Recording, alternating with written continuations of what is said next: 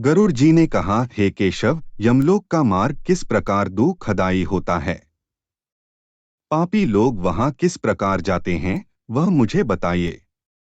श्री भगवान बोले, हे गरुड़, महान दुख प्रदान करने वाले यममार्ग के विषय में मैं तुमसे कहता हूँ, मेरा भक्त होने पर भी तुम उसे सुनकर कांप उठोगे।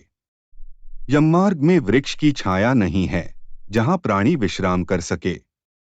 उस यममार्ग में अन्न आदि भी नहीं है जिनसे कि वह अपने प्राणों की रक्षा कर सके। हे खग, वहां कहीं जल भी नहीं दिखता जिसे अत्यंत तृषातुर वह जीव पी सके। वहां प्रलयकाल की भांति बारहों सूर्य तपते रहते हैं। उस मार्ग में जाता हुआ पापी कभी बर्फीली हवा से पीड़ित होता है तथा कभी कांटे चुभते हैं और कभी महाविषधर सर्पों के द्वारा डसा जाता है। वह पापी कहीं सिंहों, व्याघ्रों और भयंकर कुत्तों द्वारा खाया जाता है, कहीं बिच्छुओं द्वारा डसा जाता है और कहीं उसे आग से जलाया जाता है। तब कहीं अति भयंकर महान असिपत्रवन नामक नरक में वह पहुंचता है, जो 2000 योजन विस्तार वाला कहा गया है। वह वन कौओं, उल्लुओं, वटों, पक्षी विशेषों, गीधों, सर्गों तथा डांसों से व्याप्त है।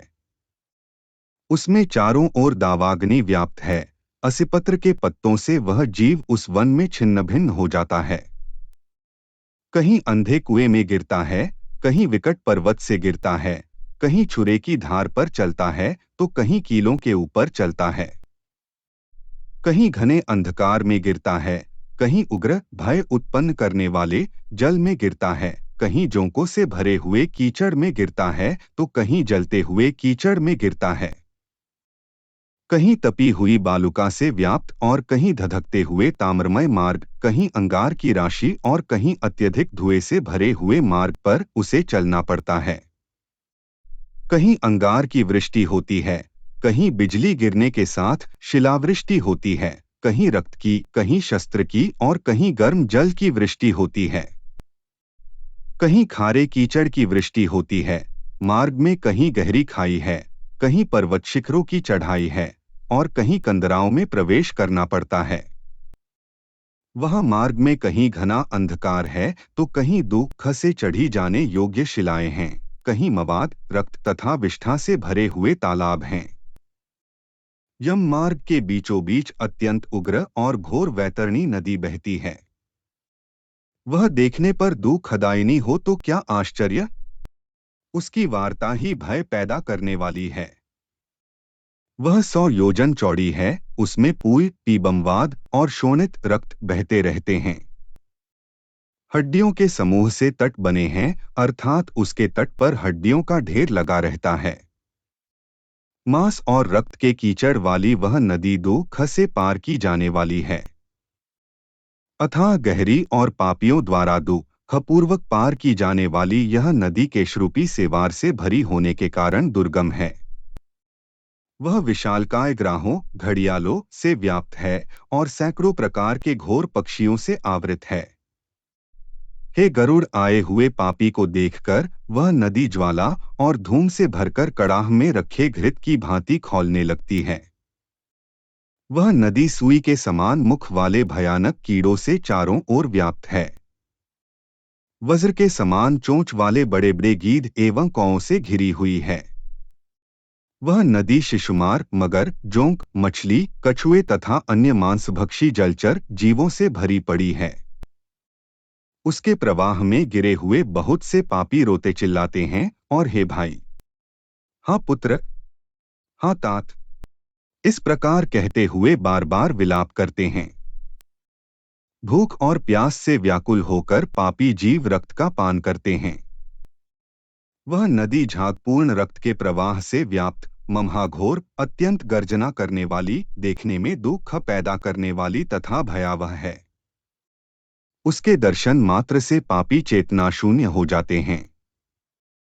बहुत से बिच्छू तथा काले सर्पों से व्याप्त उस नदी के बीच में गिरे हुए पापियों की रक्षा करने वाला कोई नहीं है। उसके सैकड़ों, हजारों भंवरों में पड़कर पापी पाताल में चले जाते हैं। क्षण भर पाताल में रहते हैं और एक क्षण में ही ऊपर चले आते हैं। हे खग, वह नदी पापियों के गिरने के लिए ही बनाई गई है। उसका पार नहीं दिखता। वह अत्यंत दुखपूर्वक तरने योग्य तथा बहुत दुख देने वाली है। इस प्रकार बहुत प्रकार के क्लेशों से व्याप्त अत्यंत दुखप्रद यम मार्ग में रोते चिल्लाते हुए दुखी पापी जाते हैं। कुछ पापी पाश से बंधे होते हैं और कुछ अंकुश में फंसाकर खींचे जाते हैं और कुछ शस्त्र के अग्रभाग से पीठ में छेदते हुए ले जाए जाते हैं। कुछ नाक के अग्रभाग में लगे हुए पाश से और कुछ कान में लगे हुए पाश से खींचे जाते हैं। कुछ काल पाश से खींचे जाते हैं और कुछ कौं से खींचे जाते हैं। वे पापी गर्दन, हाथ तथा पैर में जंजीर से बंधे हुए तथा अपनी पीठ पर लोहे के भार को ढोते हुए मार्ग पर चलते हैं। अत्यंत घोर यमदूतों के द्वारा मुद्गरों से पीटे जाते हुए वे मुख से रक्त वमन करते हुए तथा वमन किए हुए रक्त को पुनः पीते हुए जाते हैं। उस समय अपने दुष्कर्मों को सोचते हुए प्राणी अत्यंत ग्लानि का अनुभव करते हैं और अतीव दुखित होकर यमलोक को जाते हैं। इस प्रकार यम मार्ग में जाता हुआ वह मंदबुद्धि प्राणी हा पुत्र हा पौत्र, इस प्रकार पुत्र और पौत्रों को पुकारते हुए हाय हाय इस प्रकार विलाप करते हुए पश्चाताप की ज्वाला से जलता रहता है। वह विचार करता है कि महान पुण्य के संबंध से मनुष्य जन्म प्राप्त होता है, उसे प्राप्त कर भी मैंने धर्माचरण नहीं किया। यह मैंने क्या किया? मैंने दान दिया नहीं, अग्नि में हवन किया नहीं, तपस्या की नहीं, देवताओं की भी पूजा की नहीं, विधि विधान से तीर्थ सेवा की नहीं। अत हे जीव, जो तुमने किया है उसी का फल भोगो। हे देही, तुमने ब्राह्मणों की पूजा की नहीं, देव नदी गंगा का सहारा लिया नहीं, सत्पुरुषों की सेवा की नहीं, कभी भी दूसरे का उपकार किया नहीं, इसलिए हे जीव, जो तुमने किया है अब उसी का फल भोगो। मनुष्यों और पशु पक्षियों के लिए जलहीन प्रदेश में जलाशय का निर्माण किया नहीं। गौओं और ब्राह्मणों की आजीविका के लिए थोड़ा भी प्रयास किया नहीं, इसलिए हे देही, तुमने जो किया है उसी से अपना निर्वाह करो। तुमने नित्यदान किया नहीं, गौओं के दैनिक भरण पोषण की व्यवस्था की नहीं, वेदों और शास्त्रों के वचनों को प्रमाण माना नहीं, पुराणों को सुना नहीं, विद्वानों की पूजा की नहीं, इसलिए हे देही, जो तुमने किया है उन्हीं दुष्कर्मों के फल को अब भोगो। नारी जीव भी पश्चाताप करते हुए कहता है, मैंने पति की हित कर आज्ञा का पालन किया नहीं, पातिव्रत्य धर्म का कभी पालन किया नहीं और गुरुजनों को गौरवोचित सम्मान कभी दिया नहीं, इसलिए हे देहिन, जो तुमने किया उसी का अब फल भोगो। धर्म की बुद्धि से एकमात्र पति की सेवा की नहीं और पति की मृत्यु हो जाने पर वहने प्रवेश करके उनका अनुगमन किया नहीं, वैधव्य प्राप्त करके त्यागमय जीवन व्यतीत किया नहीं, इसलिए हे देहिन, जैसा किया उसका फल अब भोगो। मास पर्यंत किए जाने वाले उपवासों से तथा चांद्रायन व्रतों आदि सुविस्तीर्ण नियमों के पालन से शरीर को सुखाया नहीं। पूर्वजन्म में किए हुए दुष्कर्मों से बहुत प्रकार के दुख खोन को प्राप्त करने के लिए नारी शरीर प्राप्त किया था। इस तरह बहुत प्रकार से विलाप करके पूर्व देह का स्मरण करते हुए मेरा मानवजन्म शरीर कहाँ चला गया, इस प्रकार चिल्लाता हुआ वह यम मार्ग में चलता है। हे ताक्ष्य, इस प्रकार 17 दिन तक अकेले वायु वेग से चलते हुए 18वें दिन वह प्रेत सौम्यपुर में जाता है। उस रमणीय श्रेष्ठ सौम्यपुर में प्रेतों का महान गण रहता है। वहां पुष्पभद्रा नदी और अत्यंत प्रिय दिखने वाला वटवृक्ष है। उस पुर में यमदूतों के द्वारा उसे विश्राम कराया जाता है। वह दुखी होकर वह स्त्री पुत्रों के द्वारा प्राप्त सुखों का स्मरण करता है। वह अपने धन, भृत्य और पौत्र आदि के विषय में जब सोचने लगता है तो वहां रहने वाले यम के किंकर उससे इस प्रकार कहते हैं, धन कहाँ है, पुत्र कहाँ है, पत्नी कहाँ है, मित्र कहाँ है, बंधु बांधव कहाँ है। हे मूढ़, जीव अपने कर्मोपार्जित फल को ही भोगता है, इसलिए सुदीर्घ काल तक इस यम मार्ग पर चलो। हे परलोक के राही, तू यह जानता है कि राहगीरों का बल और संबल पाथेय ही होता है, जिसके लिए तूने प्रयास तो किया नहीं। तू यह भी नहीं जानता था कि तुम्हें निश्चित ही उस मार्ग पर चलना है और उस रास्ते पर कोई भी लेन देन हो नहीं सकता। यह मार्ग के बालकों को भी विदित रहता है। हे मनुष्य, क्या तुमने इसे सुना नहीं था? क्या तुमने ब्राह्मणों के मुख से पुराणों के वचन सुने नहीं थे? इस प्रकार कहकर मुदगरों से पीटा जाता हुआ वह जीव गिरते पड़ते दौड़ते हुए बलपूर्वक पाशों से खींचा जाता है।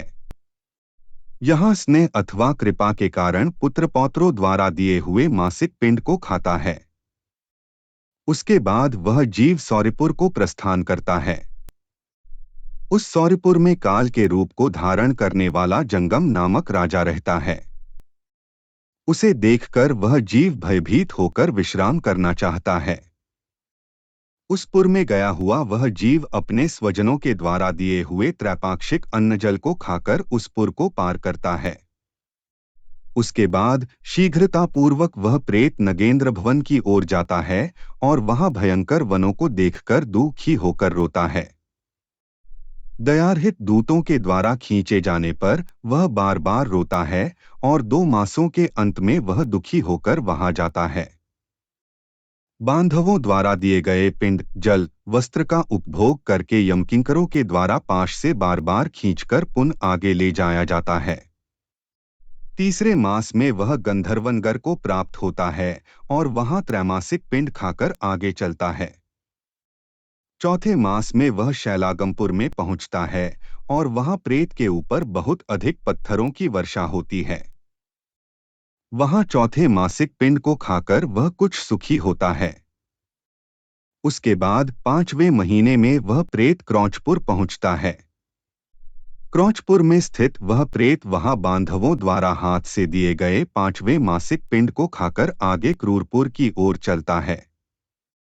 5.5 मास के बाद बांधवों द्वारा प्रदत्त 59 मासिक पिंड और घटदान से तृप्त होकर वह वहां आधे मुहूर्त तक विश्राम करके यमदूतों के द्वारा डराए जाने पर दुख से कांपता हुआ उस पुर को छोड़कर चित्रभवन नामक पुर को जाता है, जहां यम का छोटा भाई विचित्र नाम वाला राजा राज्य करता है। उस विशाल शरीर वाले राजा को देखकर जब वह जीव डर से भागता है, तब सामने आकर कैवर धीवर उससे यह कहते हैं, हम इस महावैतरणी नदी को पार करने वालों के लिए नाव लेकर आए हैं। यदि तुम्हारा इस प्रकार का पुण्य हो तो इसमें बैठ सकते हो। तत्वदर्शी मुनियों ने दान को ही वितरण देना या बांटना कहा है। यह वैतरणी नदी वितरण के द्वारा ही पार की जा सकती है, इसलिए इसको वैतरणी कहा जाता है। यदि तुमने वैतरणी गौ का दान किया हो तो नौका तुम्हारे पास आएगी, अन्यथा नहीं। उनके से वचन सुनकर प्रेत हा दे सा कहता है। उस प्रेत को देखकर वह नदी खौलने लगती है और उसे देखकर प्रेत अत्यंत क्रंदन विलाप करने लगता है। जिसने अपने जीवन में कभी दान दिया ही नहीं, सा पापात्मा उसी वैतरणी में डूबता है। तब आकाश मार्ग से चलने वाले दूत उसके मुख में कांटा लगाकर बंसी से मछली की भांति उसे खींचते हुए पार ले जाते हैं। वहां षाण्मासिक पिंड खाकर वह अत्यधिक भूख से पीड़ित होकर विलाप करता हुआ आगे के रास्ते पर चलता है। 7वें मास में वह बहवापतपुर को जाता है और वहां अपने पुत्रों द्वारा दिए हुए 7म मासिक पिंड को खाता है। हे पक्षीराज गरुड़, उस पुर को पार कर वह दुखद नामक पुर को जाता है। आकाश मार्ग से जाता हुआ वह महान दुख प्राप्त करता है। वह 8वें मास में दिए हुए पिंड को खाकर आगे बढ़ता है और 9वां मास पूर्ण होने पर नानाक्रंदपुर को प्राप्त होता है। वह क्रंदन करते हुए अनेक भयावह क्रंदग्नों को देखकर स्वयं शून्य हृदय वाला वह जीव दुखी होकर आक्रंदन करने लगता है। उस पुर को छोड़कर वह यमदूतों के द्वारा भयभीत किया जाता हुआ 10वें महीने में अत्यंत कठिनाई से सुतप्तभवन नामक नगर में पहुंचता है। वहां पुत्रादि से पिंडदान और जलांजलि प्राप्त करके भी सुखी नहीं होता। 11वां मास पूरा होने पर वह रौद्रपुर को जाता है। और पुत्रादि के द्वारा दिए हुए एकादश मासिक पिंड को वहां खाता है। 11.5 मास बीतने पर वह जीव पयोवर्षण नामक नगर में पहुंचता है। वहां प्रेतों को दुख देने वाले मेघ घनघोर वर्षा करते हैं। वहां पर दुखी वह प्रेत उनाब्दिक श्राद्ध के पिंड को खाता है। इसके बाद वर्ष पूरा होने पर वह जीव शीताढ़्य नामक नगर को प्राप्त होता है। वहां हिम से भी 100 गुनी अधिक महान ठंड पड़ती है। शीत से दुखी तथा क्षुधित वह जीव इस आशा से 10 दिशाओं में देखता है कि शायद कहीं कोई हमारा बांधव हो जो मेरे दुख को दूर कर सके। तब यम के दूत कहते हैं, तुम्हारा सा पुण्य कहाँ है? फिर वार्षिक पिंड को खाकर वह धैर्य धारण करता है। उसके बाद वर्ष के अंत में यमपुर के निकट पहुंचने पर वह प्रेत बहुभीतिपुर में जाकर हाथ भर माप के अपने शरीर को छोड़ देता है। हे पक्षी, पुण्य कर्म भोग के लिए अंगुष्ठ मात्र के वायुस्वरूप यातना देह को प्राप्त करके वह यमदूतों के साथ जाता है। हे कश्यपात्मज, जिन्होंने और्ध्वदैहिक मरणकालिक दान नहीं दिए हैं, वे यमदूतों के द्वारा दृढ़ बंधनों से बंधे हुए अत्यंत कष्ट से यमपुर को जाते हैं। हे आकाशगामी, धर्मराजपुर में 4 द्वार है, जिनमें से दक्षिण द्वार के मार्ग का तुमसे वर्णन कर दिया। इस महान भयंकर मार्ग में भूख प्यास और श्रम से दुखी जीव जिस प्रकार जाते हैं, वह सब मैंने बतला दिया। अब और क्या सुनना चाहते हो? इस प्रकार गरुड़ पुराण के अंतर्गत सारोद्वार में यममार्ग निरूपण नामक दूसरा अध्याय पूर्ण हुआ।